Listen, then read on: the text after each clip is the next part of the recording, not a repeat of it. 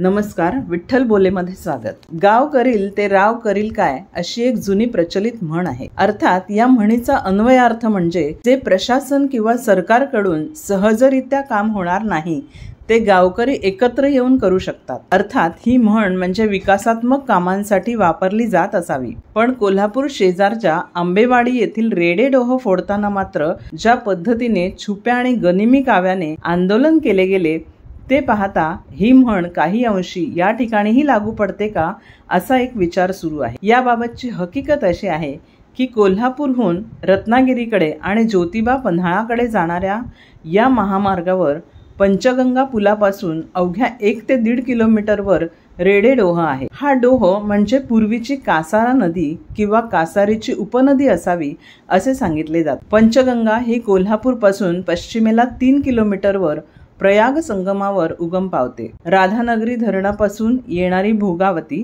तुळशी धरणापासून येणारी तुळशी आणि करवीर तालुक्याच्या पश्चिमेकडून येणारी कुंभी या 3 नद्या प्रयाग चिखली जवळ एकत्र येतात। याच संगमावर शाहूवाडी पन्हाळ्याच्या डोंगरदऱ्यातून येणारी कासारी नदी मिळते। अशा या 4 नद्या आणि गुप्त सरस्वती नदी मिळून पंचगंगा पुढे प्रवाहित होते। भौगोलिक आणि नैसर्गिक विचार करता भोगावती, तुळशी, कुंभी या नद्यांचा प्रवाह एकत्रितपणे मोठा येतो।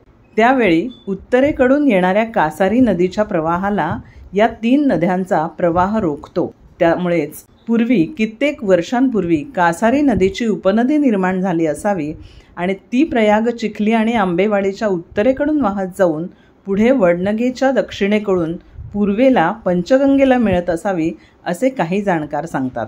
अतिवृष्टीच्या काळात जेव्हा या 4ही नद्या ओव्हरफ्लो होतात आणि प्रयाग चिखली जवळ प्रयाग संगमावर एकत्र येतात तेव्हा पूर परिस्थिती गंभीर होते। म्हणूनच कासारी नदीचा जो प्रवाह संगमावर नैसर्गिकरित्या रोखला जात होता तो उपनदी मार्गे पंचगंगेला पूर्वेला मिळत असावा। पण ज्यावेळी कोल्हापूर, रत्नागिरी आणि ज्योतिबा पन्हाळा या महामार्गांची निर्मिती झाली त्यावेळी भराव टाकून महामार्ग उंच करण्यात आला। कासारी नदीच्या उपनदीवर रेडेडोह येथे छोटा पूल बांधून प्रवाह सुरू ठेवण्याऐवजी तो रोखला गेला।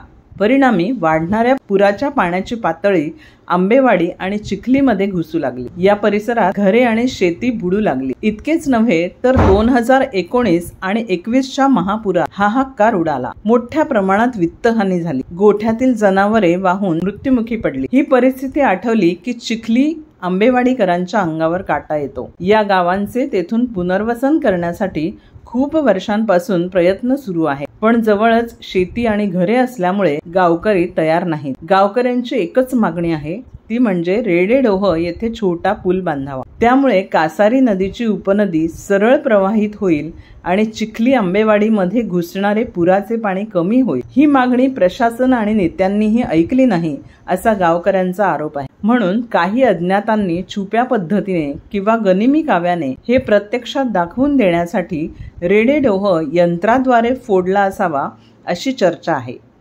येथे जर पुराच्या पाण्याला मार्ग काढून दिला तर प्रवाह थेट जाऊन पुराची भीषणता कमी होऊ शकते हे काही अज्ञातांनी या कृतीद्वारे दाखवून दिले नाही ना असाही प्रश्न उपस्थित केला जात आहे।